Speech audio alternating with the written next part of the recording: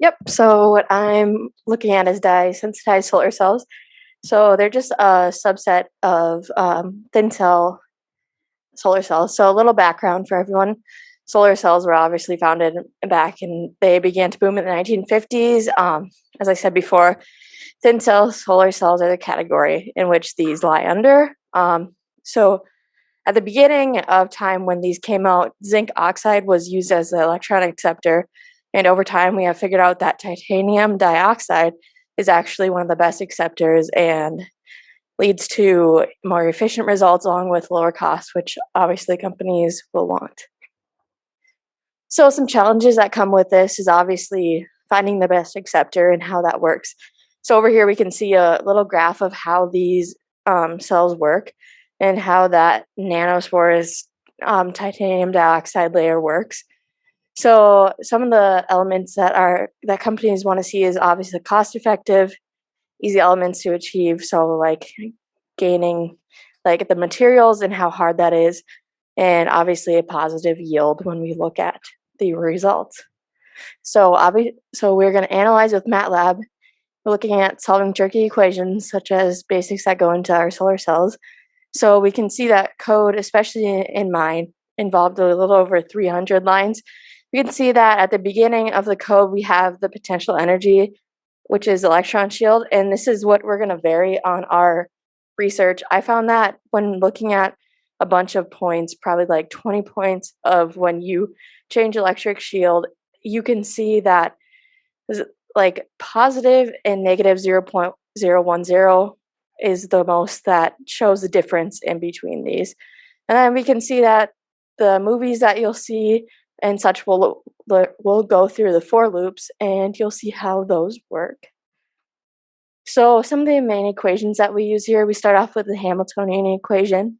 You can see all of the components of that, and then we can piggyback off of that into the Schrodinger's equation, and you insert that Hamiltonian operator.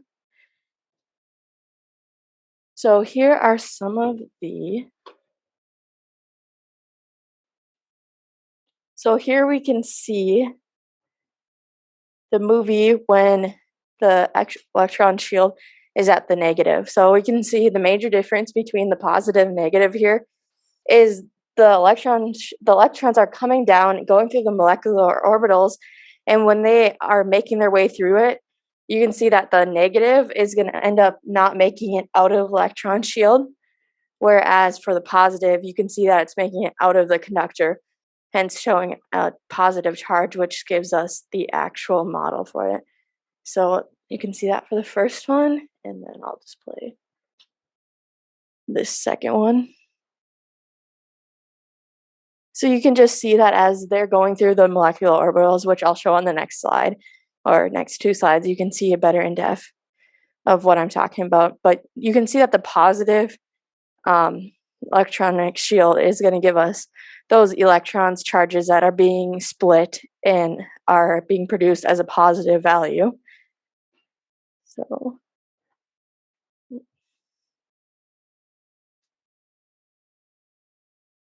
So we're going to look at the probability in which these electrons are going to make it out of the conductor to produce into the solar cells. So you can see at the negative one, we can focus on this side of probability. We see we have a much higher rate at which we are going to get from the positive value than what we're getting from the negative, which these values are helped a lot to show. And what I was talking about, we can see that these horizontal lines are all the molecular orbitals that they have to go through as they're going through those dye-sensitized and getting to that titanium dioxide.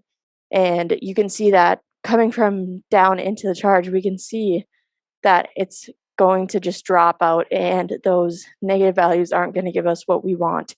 But when we look at the positive value or the positive electronic shield, we can see that it's making its way through those molecular orbitals and then making its way into the potential energy, which we can see as the positive value.